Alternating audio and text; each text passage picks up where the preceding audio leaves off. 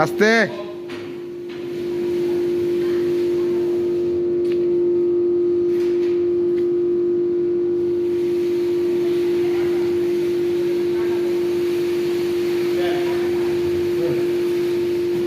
আস্তে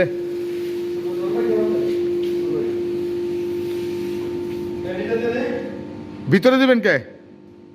ভিতরে দিবেন কে? সব মানে বাইরে দা ফেলাইবেন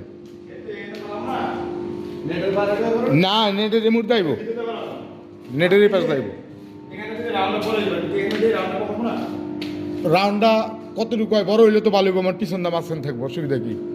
বোঝেন নাই কি কইছি? ধরেন ধরেন, হ্যাঁ এই যে আমার এটা দিলে আমার এই বেশি বড় হইব।